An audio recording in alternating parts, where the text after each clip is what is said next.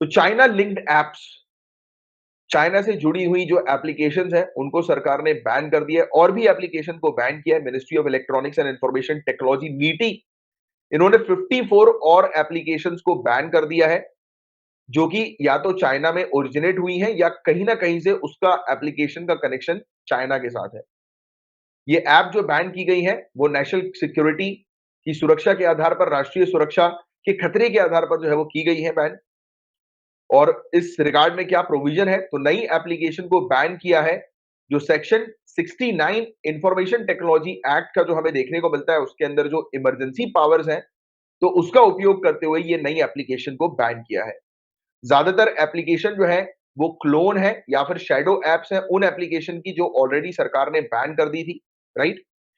और कौन सी दूसरी एप्लीकेशन जो है वो सरकार के द्वारा पास में बैन की गई है, तो आपको बता दें आज की डेट में टोटल लगभग 300 एप्लीकेशन आईटी मिनिस्ट्री ने बैन करी है। मिनिस्ट्री का कहना यह है कि these applications were prejudicial to sovereignty and integrity of India, defence of India, security of state and public order, कि भारत की संप्रभुता और अखंडता, भारत की रक्षा, राज्य की सुरक्षा और सार्वजनिक व्यवस्था के लिए नुकसानदेह ये एप्लीकेशन है। तो ऐसा जो है वो सरकार ने बताया है, मिनिस्ट्री ने बताया है। अब ये क्यों जरूरी है, तो गाइज आपको ऑलरेडी पता ही है कि चाइनीज एप्लीकेशन स्पाई करती है, निगरानी रखती है, ये आपका पर्सनल डेटा चुराकर आपके अगेंस्ट जो है वो डेटा का यूज कर सकती है, राइट। और या फिर आपका पर्सनल डेटा जो है वो चुराकर, और इवन ऐसा होता है कि डेटा जो है वो बिकते हैं, राइट। और बहुत बिकते हैं, जैसे कि कई बार आपने भी पर्सनली इस चीज को जो है वो ऑब्जर्व किया होगा कि जैसे कि आज की डेट में जो है वो मैं अगर अपनी पर्सनली जो है वो बात करूं या फिर इन जनरल, चलो मैं अपनी बात नहीं करता हूं क्योंकि वो कुछ पर्सनल चीजें हैं और वो अभी मैं बिजनेस पॉइंट ऑफ व्यू से ओपन नहीं करना चाहता हूं। जैसे कि अगर मैं कुछ चीजें सर्च कर रहा हूं या आप कुछ चीजें सर्च कर रहे हो, तो आपको एक चीज पता होगा कि वो जो सर्च वाली जो चीजें होती है ना, उसका भी एक एनालिटिक्स जो है वो रिकॉर्ड जो है वो तैयार हो जाता है। तो ये तो इंटरनेट की चीज हम लोग को जनरली देखने को मिलती है। बट क्या होता है कि आप किसी चीज को सर्च कर रहे हो, किसी चीज को डाउनलोड कर रहे हो, अपने फोन में स्टोर करके रख रहे हो अपने पर्सनल यूज के लिए, तो वो ऐसी जो चीजें होती है ना वो सामने वाले के पास कलेक्ट होती रहती है, राइट। उसका रिकॉर्ड जो है वो बनता रहता है। और इसलिए कई केसेस में, जैसे कि आपको पता होगा गाइस कि कई बार किसी हम एप्लीकेशन को जो है वो डाउनलोड करते हैं और वो एप्लीकेशन जो है वो हमसे किस चीज के बारे में मांगती है, साइन इन करने के लिए मांगती है या क्रिएट अकाउंट करने के लिए मांगती है। तो अगर उसका इंडिविजुअल क्रिएट अकाउंट जो है तो बढ़िया है। बट अगर वो किसी, जैसे फॉर एग्जांपल कि आपको अगर बोल रही है कि sign in via Google account, कि गूगल अकाउंट के थ्रू साइन इन करो, तो एक बार ये चीज ध्यान में रखना कि वो एप्लीकेशन ऑथेंटिकेटेड है तो ही साइन इन करना, वरना क्या होगा, आपका गूगल आईडी और पासवर्ड सामने वाले के पास चला जाएगा। ऐसी भी घटनाएं बहुत होती हैं। आपने खुद ने इस चीज को नोटिस किया होगा, साइन इन वाया गूगल। तो होता क्या है कि साइन इन वाया गूगल में एक चीज ध्यान में रखना, अगर आप साइन इन पर क्लिक कर रहे हो और वो ऑटोमेटिकली साइन इन हो जा रहा है तो बढ़िया है। बट अगर आपसे यूजर आईडी और पासवर्ड वो मांग रहा है, तो मतलब ये मान के चलो कि वो आपका ब्लॉक कर देगा, या फिर आपकी यूजर आईडी और पासवर्ड सामने वाले के पास चले जाएंगे, तो आपका डेटा क्या हुआ, चला गया, लीक हो गया।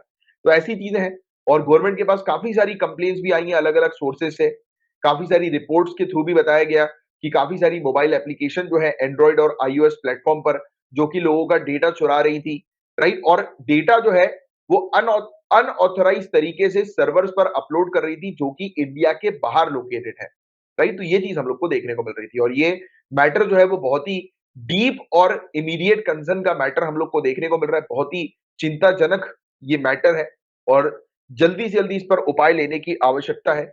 और Indian cyber crime coordination centre जो मिनिस्ट्री ऑफ होम अफेयर्स के अंडर हम लोग को देखने को मिलती है, इसने तक रिकमेंडेशंस दिए थे काफी सारी एप्लीकेशंस को ब्लॉक करने के, राइट। तो ये चीज हम लोग को देखने को मिलती है। तो इंडिया की सिक्योरिटी पॉइंट ऑफ व्यू से एप्लीकेशन को हमने, national security point of view से एप्लीकेशन को ब्लॉक किया है।